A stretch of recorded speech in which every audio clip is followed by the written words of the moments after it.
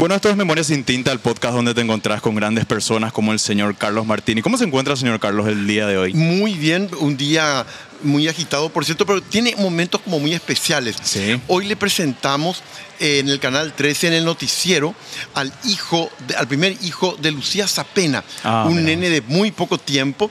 Y uno siempre cuando presenta así en un noticiero a un niño muy, muy pequeñito, sí, dice, ojalá que su mundo sea muy diferente al nuestro, el así que va a mismo tener él. Es.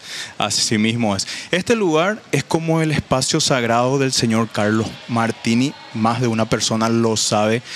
Señor Carlos, ¿será que es sagrado aquí? Esto funge como un santuario porque de repente se dan esos personajes en la memoria de Carlos que de repente no se puede dar en ningún otro lugar. Efectivamente, y tiene su historia. Tiene su historia. Hace 21 años, exactamente, se cumplieron 21 años en el mes de abril en que yo vengo sin falta a este sitio. Todo comenzó en abril de 1999, cuando yo vine para ver una película, porque este shopping en ese tiempo, allá unas semanas antes, había inaugurado los cines. Antes no tenía cines. No tenía. Vine a ver una película, me acuerdo bien, Shakespeare enamorado. Shakespeare, no. Y vi una cafetería, aquí no, en este piso, en el primer piso. Me quedé a tomar un café. Entonces al sábado siguiente vine a ver otra película y ya vine antes para tomar un café. Y después ya comencé a venir cada sábado. Después de cada sábado comencé a venir sábado y domingo y después todos los días. Comenzó en Coffee Make. Después se convirtió en Coffee Shop con la inolvidable Isabel Armoa. Sí. Pero ¿qué pasó con el Coffee Shop el año pasado? A raíz de la pandemia, de la cuarentena, no pudo soportar sostener un negocio donde ella tenía que pagar el alquiler, pero recibía ingresos cero. Sí. Cerró. Entonces, ¿qué ocurrió? Al terminarse la cuarentena estricta, volví aquí y encontré este sitio. En pocas palabras, son 3 cafeterías en el shopping desde hace 21 años y ya prácticamente 6 meses. La pinta espectacular entonces eso. De hecho, señor Carlos, decía Nietzsche que la importancia de un hombre reside en la cantidad de soledad que le es posible soportar. Usted, al salir de este lugar, va otra vez a su hogar, se encuentra el señor Carlos Martini nuevamente con el señor Carlos Martini. ¿Es posible sostener una relación en donde usted es su autor y a la vez es su héroe, su antagonista, tanto así que lo prefiere por sobre las masas? Sin ninguna duda, yo no estoy solo, yo soy soledad. Y desde pequeño, ¿en qué sentido? Lo que yo me acuerdo muy bien desde pequeño es, punto 1, que a los 12 años le pedí a mis padres no celebrar ya mi cumpleaños. 2, si yo te puedo decir las veces que fui al cine con alguien, sobran los dedos de una mano en toda mi vida. En tercer lugar, nunca tuvo novia. En cuarto lugar, nunca tuve lo que se llama una vida social intensa. No soy de ir a cumpleaños, no soy a las fiestas, no soy de encuentros de compañeros de trabajo. Es decir, toda mi persona gira en torno a encontrarme conmigo mismo. Sí. Ahora, ¿qué significa eso? Yo aprecio mucho lo que produce el ser humano, pero no el contacto directo con el ser humano. Me gustan los libros, las novelas en particular, me gusta la música, me gusta el cine, me gusta el teatro. Pero lo que no me gusta es establecer una relación face to face, cara a cara. En ese sentido, ningún vínculo. En ese sentido, soy una persona, por eso te decía, profundamente solitaria en cuanto a su vida diaria. Salvo con alguien, que es mi perrito caniche Tommy. Que es para mí un ser muy especial. Pero en lo contrario, sí.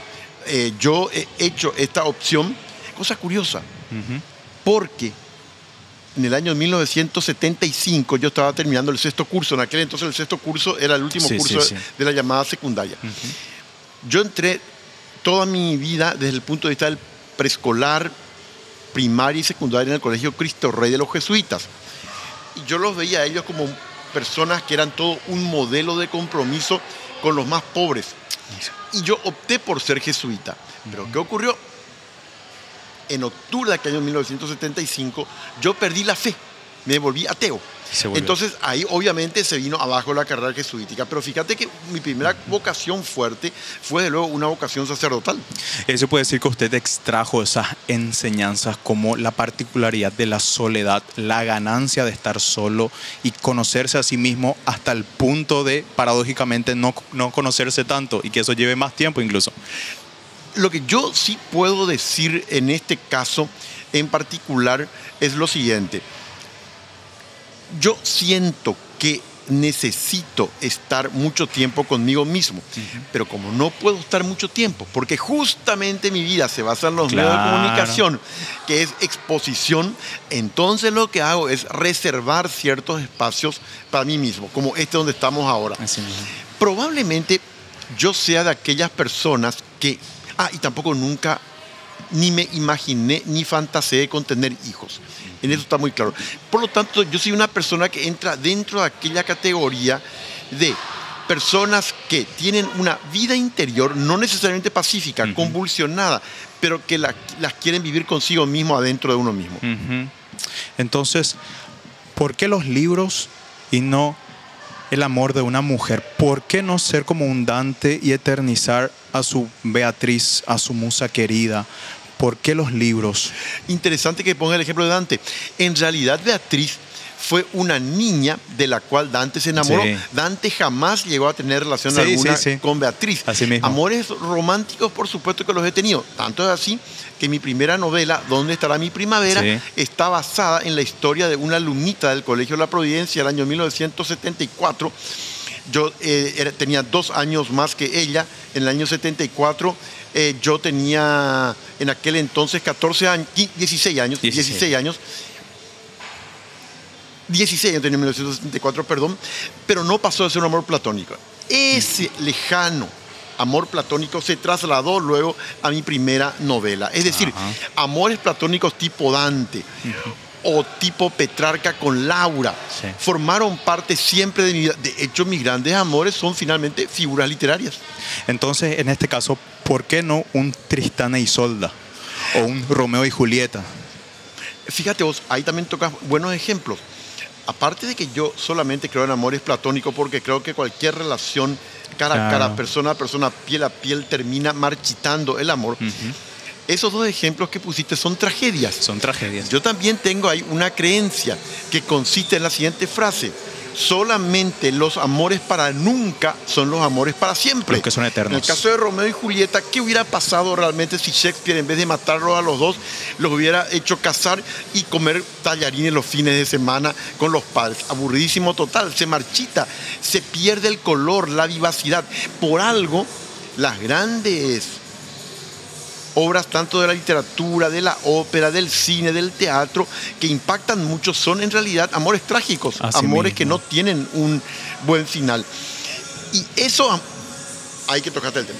Me acuerdo del ejemplo mío en literatura, La Tregua, de Mario Benedetti. La Tregua. En La Tregua, Martín Satomé, ya un viudo, se enamora de una chica, Laura Avellaneda, que entra a trabajar a la oficina donde él estaba, y que él estaba a punto de jubilarse. Se llevaban 20 años, creo que el 40 ya 20.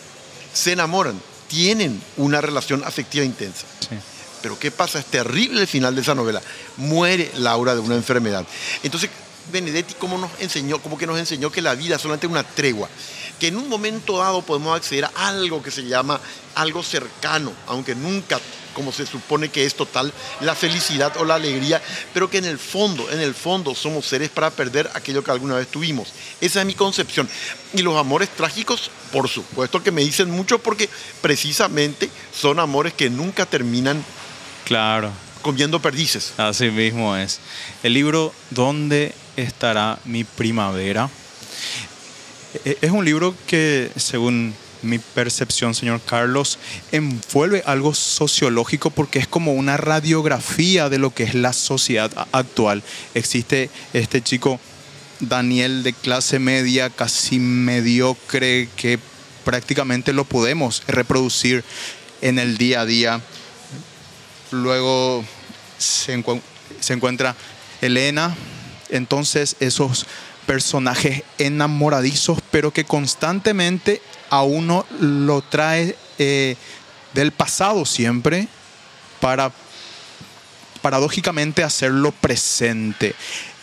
¿Usted cree que esa obra tuvo una influencia, porque usted es sociólogo, tuvo alguna influencia de la sociología per se, o usted no cree eso? En esa obra hay 3 componentes que vienen a explicarla. El primer componente es el que te acabo de decir, un amor platónico por una alumnita de La Providencia. Ese es un primer eje. Hay un segundo eje que es la nostalgia. Es decir, esa novela trabaja mucho, transita mucho por la asunción de años atrás, de 50 años atrás aproximadamente, y algo menos. Pero el segundo componente, claro, es la nostalgia. El tercer componente, el que vos decís, que es una cuestión de psicología social. En el sentido, más que sociología, es psicología social.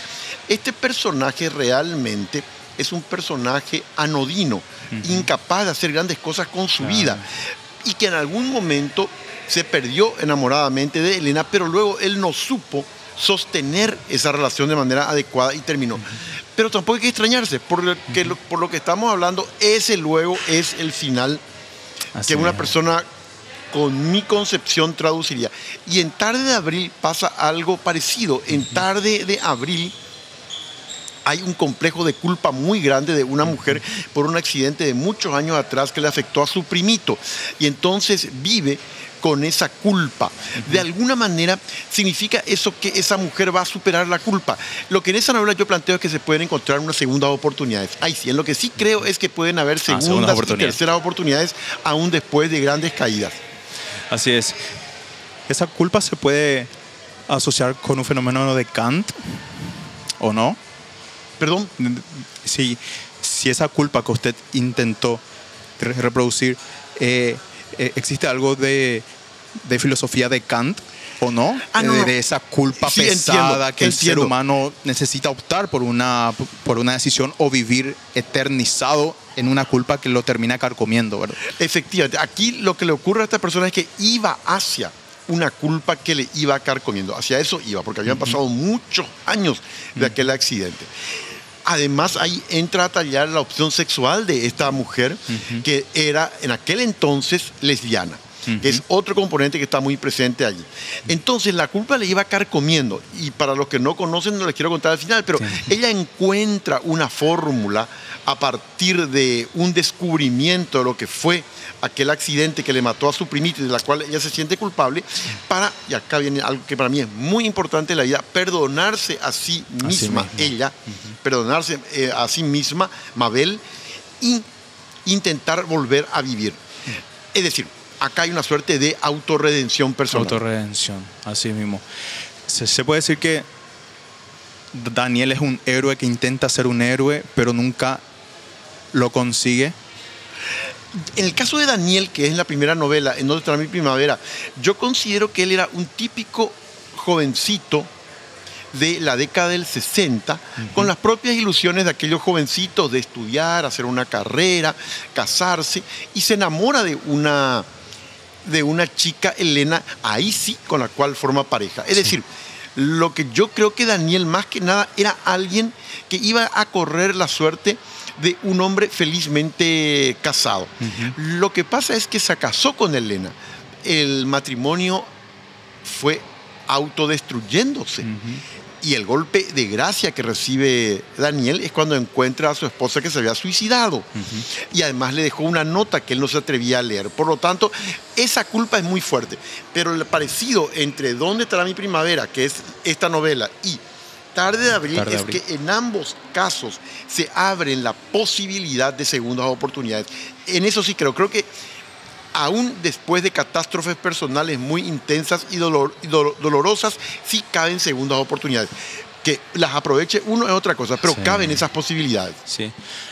Lo que justamente decía Thomas Wolfe era que era imposible escribir una novela que no sea autobiográfica. ¿Usted sostiene eso o puede decir, no, es posible escribir desde otro punto de vista del narrador precisamente, o toda novela involucra un tinte de autobiográfico? Depende de la cantidad, pero la respuesta es sí. La respuesta es que toda novela, y no es de novela, toda obra de arte está hecha desde una subjetividad, desde alguien que piensa, siente alegrías, tristezas, fracasos, dolores. Somos personas de carne y hueso. No podemos decir, ahora esta persona se queda al costado y yo voy a crear sin que influya la biografía de la persona que soy. Yo creo que en algún o en otro grado. La diferencia está en el grado. Pueden haber novelas en donde la persona del tema consigue distanciarse y entonces el nivel de inserción autobiográfico allí es bajo. En otros casos es alto, en otro caso es autobiografía casi pura, pero siempre está la subjetividad, porque nosotros no somos computadoras. Así mismo. Entonces, como tenemos fobia y filia, como decían los romanos, odio y amores. Esos odios, amores y nuestra propia experiencia se traduce en lo que vamos creando. Bueno, se traduce en nuestros gustos. Claro, hay personas que les gustan determinado tipo de arte y otras. En gran medida, si a uno le gusta un tipo u otro, depende de qué formación tuvo, depende de qué sentimientos tenga, depende de qué quiera hacer con la vida. Es decir, hay siempre un costado autobiográfico. La pregunta nomás ¿es mucho, es más o menos o es poco? Se puede decir que el arte en cierto sentido es egoísta o egotista en todo caso. No, yo creo que es personal. Es personal. Claro, no egoísta, pero sí personal. Cosas distintas. Claro. Es personal, es obra de una persona y que esa persona pone mucho de sí mismo en la obra. Así mismo. James Joyce había dicho de que si a él se lo trasladara a una isla desierta, el libro que probablemente iba a llevar sería el de Shakespeare. Seguramente porque Shakespeare, rico en personajes, reúne una cuantía de gente y es imposible sentirse solo en una obra de Shakespeare. ¿Qué llevaría a una isla desierta al señor Carlos Martini? Sí, yo tengo muy claro. Dr. Jekyll y Mr. Hyde de Robert Louis Stevenson, porque soy de los que intensamente parte de la hipótesis. En gran medida eso desarrolló el psicoanálisis. Después esta novela es de finales del siglo XIX, el psicoanálisis es del XX, de que nosotros tenemos más de una cara, tenemos más de un rostro. Y hay rostros que pueden ser monstruosos. Que todos tenemos rostros ocultos, tenemos. Solamente que en algunos casos, alguno de esos rostros ocultos es monstruoso. Así mismo. Una novela que fue muy importante para mí fue Rosaura a las 10 de Marco de Nevi. Se hizo después una película. Esta novela de 1955. El argumento es aparentemente sencillo. En una pensión en Buenos Aires, en la primera mitad del siglo XX, como en toda pensión de esas, viven personas de diferente extracción. También un pintor, un artista, Camilo Canegato. Resulta que este es un hombre muy extraño, muy apocado, muy encerrado en sí mismo. Y comienza a recibir misteriosas cartas de una mujer llamada Rosaura. Solo que Rosaura, en un momento dado, aparece muerta. Entonces, la gran pregunta es, ¿quién le mató a Rosaura? Porque hay varias probabilidades. Entonces, la reflexión que hace allí Marco de Nevi es la siguiente. La realidad no tiene una cara, no tiene dos caras, no tiene 10 caras. La realidad tiene 100 caras. Y generalmente las caras que se nos presentan no son las verdaderas. Hay que buscar la verdad por debajo. Esa novela para mí, claramente, ¿qué nos expresa? Que es muy difícil conocer a ciencia cierta en algunas ocasiones a otras personas o acontecimientos. Siempre está algo detrás de nosotros oculto. Por eso te decía Dr. Jekyll y Mr. Hyde de Robert Louis Stevenson. ¿Es posible que exista un Dr. Jekyll sin Mr. Hyde? ¿O un Mr. Hyde sin Dr. Jekyll? ¿O todos estamos compuestos de ese dualismo que recorre toda la esencia del ser humano? Yo creo que poliédrico, luego, no solamente dual, sino varias caras.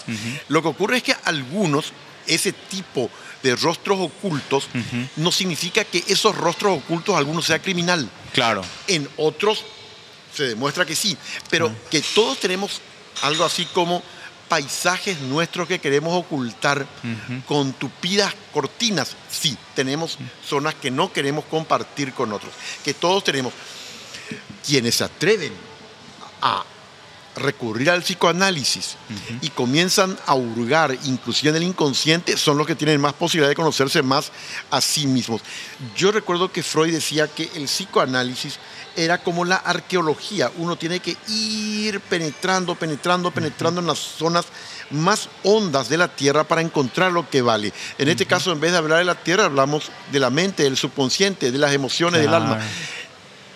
Nos conocemos, por lo tanto, a nosotros mismos. Y yo te diría que en algún sentido sí, pero en muchos sentidos no conocemos lo que hay con nosotros. Y en otros casos conocemos, pero permanecemos, ya eso hacemos que permanezca oculto. ¿Y qué es lo que pasa de ese mundo onírico y también de los sueños que habló Sigmund Freud? ¿Qué es lo que ocurre en ese reino onírico de Carlos Martini? ¿Qué es lo que sueña? ¿Qué es aquello que le desvela? Que necesita encontrarse en ese yo, super yo y ello que hablaba Freud también incluso. Entonces, ¿qué es lo que le quita el sueño y nace en ese reino onírico del señor Carlos Martini? ¿En qué sentido me quita el sueño, decís vos? Y que antes o al después en que usted se despierta hay un pensamiento constantemente y que eso de repente usted lo reproduce en sus obras, en todo lo que es su arte, en síntesis? Sin ninguna duda. Yo, por supuesto, soy de los que cree, como hipótesis, que ese inconsciente, ese mundo oculto influye muchísimo. El tema está hasta dónde estamos dispuestos a pagar un precio para conocer aquellas zonas nuestras que no nos gustaría conocerlas, que preferimos tenerlas en penumbras. Eso ya depende de una opción personal, pero claro que está influyendo de manera continua, de manera permanente. Es decir, nosotros somos, como decía Ortega y Gasset, nosotros y nuestras circunstancias. Somos nosotros, sí, pero de nosotros, ¿cuánto nos conocemos? Eso varía muchísimo. Hay personas que son de un gran coraje, que se atreven a ir hasta el fondo de sí mismos para sacar lo que tienen de sí mismos afuera. Los grandes artistas hacen eso en gran medida. Consiguen que lo que está en ellos permanentemente bulliendo como algo doloroso se transforme luego en un gran arte. Así mismo es. A los 14 años el señor Carlos Martínez, digo bien, se encontró con un libro llamado Mujercitas. Sí. ¿Puede decirse que ese libro lo determinó a usted de que sea escritor o empezó? Claro que todos empezamos siendo primero lectores y a posteriori escritores, pero se puede decir que ahí nace, se marca lo que sería el señor Carlos Martínez escritor a partir de ese libro Mujercita a los 14 años. Lector, sí, no era escritor, no. Yo en aquel entonces, sobre todo, era lector. Lo que sí me marcó ese libro es que allí entendí yo algo que me acompañó en toda la tierra, en toda la vida, perdón, hasta ahora, que lo que a mí me atraería profundamente eran libros que me golpearan la emoción, no tocaran solamente la razón. Kafka tiene una expresión muy clara al respecto. Un libro tiene que ser un hacha que rompa el mar helado que tenemos adentro. O sea, fíjate vos, significa algo generar una violenta emoción muy fuerte en uno. Aquel libro, que por cierto, tiene una anécdota, la versión que yo leí en aquel entonces era la versión que circulaba. Ahora compré la versión nueva que tiene las partes que fueron censuradas en aquella sociedad conservadora de Nueva Inglaterra del siglo XIX. Así mismo. Pero lo que aquel libro me mostró y que me encantó a mí, y por eso siempre busco algo similar, es que hay un pasaje muy particular donde se produce un acontecimiento en la novela que marca hondamente la forma como está escrita, que es la muerte de una de las mujercitas. Entonces yo, a partir de allí, siempre busqué permanentemente libros que me golpearan, como te decía, la emoción, el alma y no solamente la razón. Cuando yo leo algo, fíjate, este libro que estoy leyendo ahora, de una estadounidense, Jen Smiley, La Edad del Desconsuelo. Es una pareja que está en una etapa de su vida, tienen 3 hijas, en que se da cuenta que está en un mar de tormentas tremendas esa pareja y que no sabe si va a poder continuar o no. Todo parece derrumbarse. Un libro corto, pero que llega hondo con la emoción. Bueno, este es el tipo de libro al cual yo me refiero, que probablemente siempre busqué después de Mujercitas. O sea, me condicionó como lector. Por supuesto, pasados los años, sí, yo también decidí escribir libros que intentaran producir emociones y no solamente, digámoslo así, conocimiento intelectual o placer intelectual o racional, sino mucho que tiene que ver con lo que nos pasa a nosotros en el interior. Y eso justamente de lo que decía Borges, que hay que ser lectores hedonistas, optar por libros que nosotros querramos y no porque nos impone una academia o un instituto. Hay que llegar a los libros por ese primer amor, y es seguramente eso, señor Carlos, aquello que aquí en Paraguay no nos permite llegar a enamorarnos como un amor a primera vista, porque se nos imponen cosas y a través de lo que es la literatura y el arte sabemos que las cosas impuestas no nos llegan a enamorar nunca. Claro, esto me recuerda qué respondo yo cuando se me acerca una persona y me dice ¿qué libro debo leer? Yo le digo exactamente, la literatura es un placer. Te tiene que gustar definitivamente. En mi caso, si las primeras 10 páginas ya no me gustan, dejo el libro sin ningún complejo de culpa. Esto es muy importante porque se puede dar el caso que se esté enseñando en la educación media, quiero decir, literatura o filosofía o historia, sin que se produzca el enamoramiento de la materia. Así es. Ese es clave, que se produzca algo así como una pasión. Yo recuerdo que el teatro, para mí cuando fue importante, tenía un profesor llamado de apellido Besa, jesuita. Él era nuestro profesor de esa materia de teatro allá en la secundaria en Cristo Rey.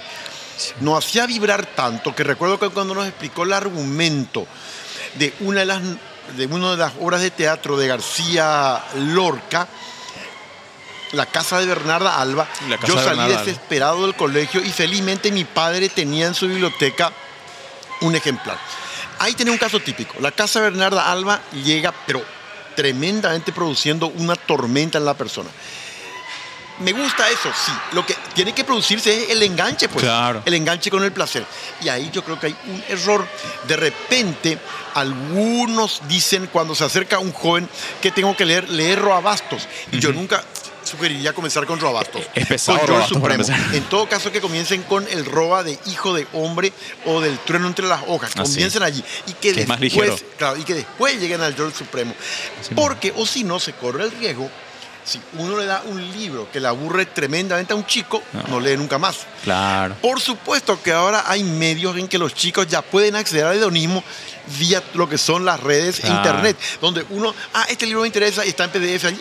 Así mismo. Entonces hay muchas más posibilidades de llegar a lo que le gusta. Es tremenda la importancia de esa formación de la primera infancia y de la adolescencia para determinar si uno va a ser lector o no.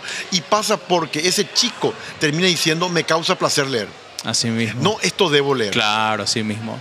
¿Existe algo que usted puede decir que hasta hoy día usted acarreó algo de la infancia que hoy dice usted, esto no murió a pesar del tiempo transcurrido, alguna experiencia, un don, un suceso que usted dice, yo esto tuve desde mi infancia y hoy puedo decir que esto no murió pese a que estuvo involucrado el paso del tiempo y esto se perpetuó antes de que muera? Muy interesante. Volvemos a tu primera pregunta y ahí está la respuesta en tu primera pregunta. Lo que permanece en mí y se profundizó es A, la soledad, y B, eso no te había dicho todavía, la timidez. Yo era una persona muy tímida y eso también condicionó que yo me encerrara en la biblioteca de papá a leer los libros que nuestros padres nos regalaban. No, estas dos características, volviendo a tu primera pregunta, permanecen hasta hoy mismo. Por supuesto, la timidez más controlada. Lo que pasa es que hay una equivocación en la visión que se tiene de las personas que estamos en los medios, que somos muy sociables. Una cosa es el personaje que aparece en Canal 13, en Radio Cáritas o en las redes. Otra cosa soy yo. Así es. Por supuesto que uno pone algo de uno mismo, pero todos estamos actuando. Así mismo es. La vida es un gran teatro. En eso Shakespeare creo que lo manifestó claramente. Él es de los más grandes para mostrar aspectos de la vida que forman parte del teatro y somos actores de ese teatro. Entonces significa que la persona que está en la tele sería Dr. Jekyll o Mr. Hyde. Lo que pasa es que tanto en la televisión como en Radio Cáritas como en las redes, que son el trípode en el cual yo me muevo en términos públicos, obviamente yo no puedo mostrarme tal como soy. Entonces ahí en gran medida está actuando el personaje. Solamente que en las redes, como son propias, como son mías, entonces tengo más libertad de que aparezca más el Dr. Jekyll que en radio o en televisión. Por ese motivo. Porque al finalmente es la cuenta de uno, pues. Uno puede tener más libertad, pero solamente más libertad. Porque imagínate que nosotros nos conociéramos a fondo tal como somos, no existiríamos como especie humana. Claro, así mismo. El señor Carlos Martini, según las redes, según la prensa, uno de los hombres más queridos del Paraguay. ¿Usted pensó alguna vez, señor Carlos Martini, en incursionar en política o ser presidente? No entiendo la pregunta. Si usted alguna vez consideró ser presidente por ser uno de los hombres más queridos en el Paraguay, según las redes y la opinión pública. Yo hice política primero en la adolescencia a través del Centro de Estudiantes del Colegio Cristo Rey. es lo que se llamaba en aquel entonces la militancia antidictatorial de izquierda. Así. Luego yo estudié en España sociología, volví, era en la etapa final del régimen de Stroessner y me sumé al Partido Revolucionario Federalista porque mi ideología es socialista. Ajá. Después me sumé al proyecto Caballero Vargas creyendo que con ese proyecto se podía derrotar al Partido Colorado. Y allá aproximadamente por el 95 o el 96 recordé una lección de un profesor de la Universidad Pontificia de Salamanca, quien nos decía: la sociología es la esposa, la política es la amante. En algún momento tienen que elegir entre la esposa y la amante. Yo elegí la sociología y gran parte de la década del 90, no, toda la década del 90, mi producción bibliográfica, sobre todo análisis de la transición a la democracia en Paraguay, partidos políticos, partidos de izquierda y Fuerzas Armadas y democracia. Es decir, yo estaba haciendo lo que se llama una carrera sociológica vinculada directamente también a la Universidad Católica, donde enseñé 20 años como profesor. Pues bien, yo te diría que dejé la política porque me di cuenta que yo tenía que elegir entre mirar la realidad social sin las anteojeras de un dirigente político o hacer política directamente. Opté por la sociología vinculada al periodismo y a la escritura de libros. Y lo que pasa es que lastimosamente la docencia tuve que dejarla en el 2009, 20 años después de haber iniciado, porque ese año se publicó mi primera novela, en la que es Donde está mi primavera, y yo me di cuenta, yo quiero hacer carrera literaria y quiero ser recordado también como un gran profesor. Si yo comenzaba a intentar compatibilizar la literatura como escritura, la vida de docente y el periodismo, algo iba a terminar haciendo mal. El que mucho abarca poco aprieta. Claro. Y entonces ahí tuve que sacrificar la docencia. Sí. Pero si me preguntas, y suelo responder a esa pregunta, ¿cómo querés que se te recuerde después de muerto como profesor universitario? Esos 20 años fueron claves para mí. ¿Por qué? Hay una cuestión personal. Lo que yo descubrí en la enseñanza, hablando con los colegas docentes, es que los colegas solteros, hablando de los colegas solteros y sin hijos, lo que hacen es proyectar en los alumnos esa vivencia que uno no tuvo nunca, que fue de padre. Entonces hay una relación como muy afectiva también con los estudiantes, y entonces uno siente que está dejando huellas en los estudiantes, y eso es muy significativo en términos emotivos, y sin ninguna duda eso está en el recuerdo de esos 20 años. Si usted hoy creyera en Dios, señor Carlos, si usted creyera y lo tuviera físicamente, ¿qué pregunta le gustaría hacerle a Dios si usted creyera en Dios? Yo supongo que un tema importante que el mundo religioso siempre tiene dificultades para explicar. Era una conversación que yo tenía mucho con el director del Departamento de Filosofía de la Universidad Católica, el recordado José Brum. El mal. El mal. El mal y los inocentes. ¿De por qué existe el mal? ¿Por qué existe el mal y por qué el sufrimiento de los inocentes? Y esas son cuestiones que llaman por lo menos a la reflexión. No digo que una u otra respuesta sea la correcta. Aquí no hay respuestas correctas, sino cada uno piensa lo que le parece mejor. Pero creo que un tema importante que le plantearía a Dios es el tema del mal y el tema del sufrimiento de los inocentes. Lo que pasa es que Dios a veces es muy misterioso y silencioso. Yo siempre recomiendo la película El séptimo sello de Ingmar Bergman de 1957, donde un caballero viene de las cruzadas y juega al ajedrez con la muerte. Y entre los dos, uno de los diálogos centrales, ¿cuál es? Uno de los diálogos centrales es: ¿y Dios dónde está? ¿Será que guarda silencio muchas veces y se esconde de nosotros? ¿Por qué no se nota su presencia? Una película magnífica. Y el título remite al Apocalipsis. El séptimo sello, cuando se abra, habrá un gran silencio, porque estaremos a las puertas del final de los tiempos. Y es esa pregunta acerca del silencio de Dios, de dónde está Dios en momentos muy importantes de nuestra vida, cuando sufrimos mucho, creo que es fundamental. Benedicto XVI, recuerdo muy bien, siendo papa, activo, ahora es emérito, estuvo en Auschwitz, en el campo de concentración nazi. Y él mismo, fíjate, estamos hablando de un hombre de una sólida formación religiosa, muy tradicional. Me acuerdo que dijo: Dios mío, ¿dónde estabas cuando pasaba esto? Creo que esa pregunta resume muy bien lo que te estoy diciendo. Y ahí usted puede decir como Nietzsche que Dios ha muerto y existe esa necesidad del superhombre? ¿O qué usted puede argumentar con respecto a Nietzsche? Yo creo que la idea de Dios sigue vigente en absoluto. Cuando Nietzsche hablaba de Dios ha muerto, decía que fundamentalmente aquellas creencias propias del cristianismo ya habría que superarlas. Sí. Porque había que buscar un superhombre que fuera activo, sí, claro, y no alguien solamente que viviera de cara a un ser superior. Así es. La idea de Dios sigue vigente. Creo que este es un mundo muy peculiar en el que vivimos, porque gran avance tecnológico y enorme vacío espiritual. Entonces, estamos hipercomunicados, pero incomunicados. Estamos todos juntos, pero inmensamente aislados. En Inglaterra tuvieron que crear un ministerio de la soledad.